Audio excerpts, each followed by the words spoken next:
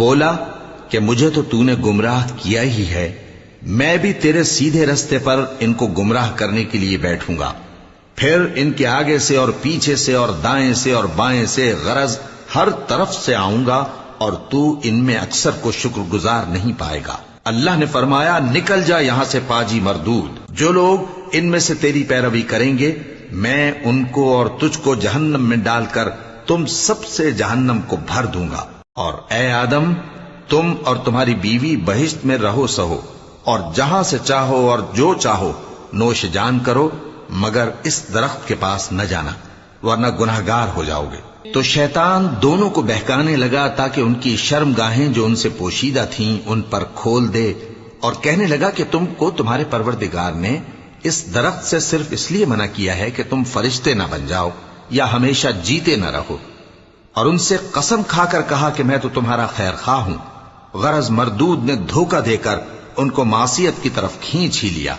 سو جب انہوں نے اس درخت کے پھل کو کھا لیا تو ان کی شرم گاہیں کھل گئیں، اور وہ بہشت کے درختوں کے پتے توڑ توڑ کر اپنے اوپر چپکانے اور سطر چھپانے لگے، اور ان کے پروردگار نے ان کو پکارا کہ کیا میں نے تم کو اس درخت کے پاس جانے سے منع نہیں کیا تھا اور جتا نہیں دیا تھا کہ شیطان تمہارا کھلم کھلا دشمن ہے؟ دونوں عرض کرنے لگے کہ پروردگار ہم نے اپنی جانوں پر ظلم کیا، اور اگر تو ہمیں نہیں بخشے گا اور ہم پر رحم نہیں کرے گا تو ہم تباہ ہو جائیں گے۔ فرمایا تم سب بہشت سے اتر جاؤ،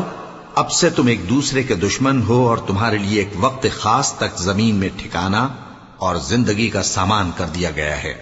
فرمایا کہ اسی میں تمہارا جینا ہوگا اور اسی میں مرنا، اور اسی میں سے قیامت کو زندہ کر کے نکالے جاؤ گے۔ اے بنی آدم ہم نے تم پر پوشاک اتاری کہ تمہاری شرم گاہوں کو چھپائے اور تمہارے بدن کو زینت دے، اور جو پرہیزگاری کا لباس ہے وہ سب سے اچھا ہے۔ یہ اللہ کی نشانیاں ہیں تاکہ لوگ نصیحت حاصل کریں۔ اے بنی آدم دیکھنا کہیں شیطان تمہیں بہکا نہ دے، جس طرح تمہارے ماں باپ کو بہکا کر بہشت سے نکلوا دیا اور ان سے ان کے کپڑے اتروا دیے تاکہ ان کے سطر ان کو کھول کر دکھا دے۔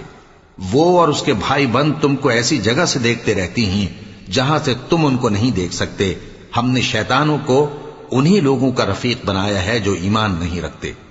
اور یہ لوگ جب کوئی بے حیائی کا کام کرتے ہیں تو کہتے ہیں کہ ہم نے اپنے بزرگوں کو اسی طرح کرتے دیکھا ہے،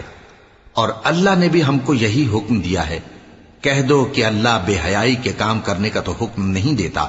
کیا تم اللہ کی نسبت ایسی بات کہتے ہو جس کا تمہیں علم نہیں؟